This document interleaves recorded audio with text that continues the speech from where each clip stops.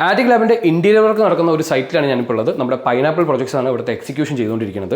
പല ആളുകളും നമ്മുടെ അടുത്ത് ചോദിക്കാറുണ്ട്, നമ്മൾ ഇന്റീരിയറിൽ നമ്മൾ ക്വാളിറ്റി മെയിൻറ്റെയിൻ ചെയ്തുകൊണ്ട് ഒരു ബഡ്ജറ്റ് ഭയങ്കര എന്താ പറയുക, ഒരു പ്രീമിയം ബഡ്ജറ്റിലേക്ക് പോകാതെ എന്നാൽ ഒരു ബഡ്ജറ്റഡ് ആയിട്ടുള്ള സെഗ്മെന്റിൽ നമുക്ക് ഏത് രീതിയിലാണ് മെറ്റീരിയൽ ചൂസ് ചെയ്യുക എന്നുള്ളത് ആളുകൾ നമ്മളോട് ചോദിക്കാറുണ്ട്. അപ്പോൾ ഇവിടെ നോക്കി കഴിഞ്ഞിട്ടുണ്ടെങ്കിൽ ഷെയിൽവുഡ് ആണ് നമ്മളൊരു 90% നമ്മുടെ മെറ്റീരിയൽ യൂസ് ചെയ്തിട്ടുള്ളത്. പക്ഷേ ഇവിടെ നിങ്ങൾ നോക്കിക്കഴിഞ്ഞാൽ നമ്മൾ PVC ബോർഡും ഇത്തരത്തിൽ യൂസ് ചെയ്തിട്ടുണ്ട്. അപ്പോൾ ഇവിടെ നോക്കിക്കഴിഞ്ഞാൽ നമ്മുടെ സ്ക്രൂ ഹോൾഡിങ്ങിന് വേണ്ടിയുള്ള സ്ഥലങ്ങളിലെല്ലാം നമ്മൾ ഷെയിൽവുഡ് WPC കൊടുത്തു.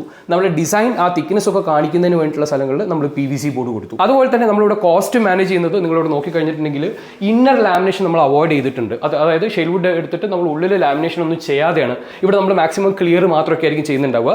പലപ്പോഴും ക്ലയന്റിന് ഉള്ളിൽ വൈറ്റ് വേണമെന്നോ അങ്ങനെ എന്തെങ്കിലും കൺസേൺ ഉണ്ടെങ്കിൽ മാത്രം നമ്മൾ ഉള്ളിൽ ലാമിനേഷൻ ചെയ്യും, ഉറപ്പായിട്ടും കോസ്റ്റും കൂടും. അപ്പോൾ ഇവിടെ മുഴുവനായിട്ട് ഷെയിൽവുഡ് WPC തന്നെ വന്നിട്ടുള്ളത്.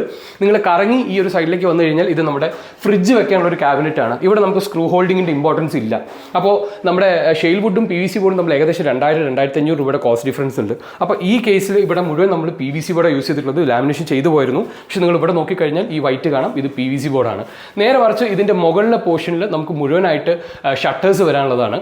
അപ്പോൾ സ്ക്രൂ ഹോൾഡിംഗ് ഇമ്പോർട്ടൻ്റ് ആണ്. അപ്പോൾ ഇവിടെയൊക്കെ നോക്കിക്കഴിഞ്ഞാൽ നിങ്ങൾക്ക് WPC, നമ്മുടെ ഷെയിൽവുഡ് WPC ആണ് ചെയ്തതെന്നുള്ളത് നിങ്ങൾക്ക് കറക്റ്റായിട്ട് കാണാൻ പറ്റും. അപ്പോൾ ഈ ഒരു രീതിയിൽ നമ്മുടെ ആവശ്യം, നമ്മുടെ ബഡ്ജറ്റും നമ്മുടെ അതിൻ്റെ ഒരു ഡ്യൂറബിലിറ്റിയും കാര്യങ്ങളൊക്കെ കണക്കിലെടുത്തിട്ടാണ് നമ്മൾ നമ്മുടെ മെറ്റീരിയൽസ് ചൂസ് ചെയ്യുന്നത്.